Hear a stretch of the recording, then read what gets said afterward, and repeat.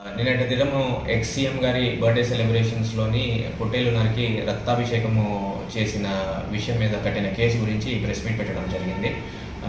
కనగానపల్లి మండలము భానుకోట గ్రామము రాప్తాడ్ కాన్స్టిట్యుయెన్సీ. ఈ భానుకోట గ్రామము ఈజ్ బేసికలీ ఫ్యాక్షన్ విలేజ్.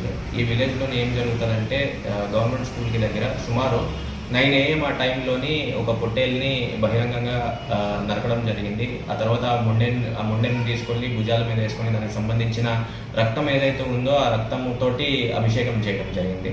వాస్తవానికి birthday celebrations especially that of leaders అనేది చేసుకోవడం is a very good thing. But ఈ విధంగా రక్తాభిషేకం చేయడము, కత్తులతోటి నరకడము, ఆ పొట్టేలు నరికి ఆ రక్తాన్ని చిందించడం ఏదైతే ఉందో it is going to cause some public order problem.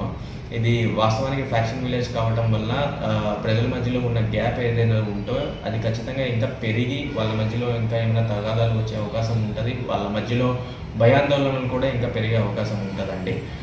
దానికి తోడు ఈ రక్తాభిషేకం ఇలాంటి ట్రెండ్స్ కానీ ఏమైనా స్టార్ట్ అయినాయంటే January 1 జరిగే అవకాశం ఉంటుంది. డిఫరెంట్ లీడర్స్ యొక్క బర్త్డేస్ టైంలో జరిగే అవకాశం ఉంటుంది. ఈ జంతు బలి అనేది ఒక కంటిన్యూస్ ట్రెండ్గా మారే అవకాశం ఉంటుంది. కాబట్టి ఈ ఇన్సిడెంట్ని సీరియస్గా తీసుకొని కేసు రిజిస్టర్ చేయడం జరిగింది.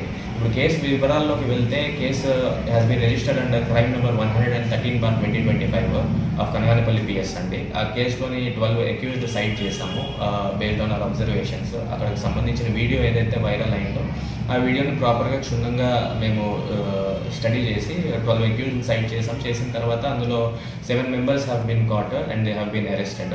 ఇప్పుడు ఈ ట్రెండ్ని ఖచ్చితంగా స్టాప్ చేయాల్సిన అవకాశం అయితే ఉంది. సో దీనికోసం అని చెప్పి ఇప్పుడు ఇవి చేస్తున్న వాళ్ళ మీద కఠిన చర్యలు తీసుకుంటాము.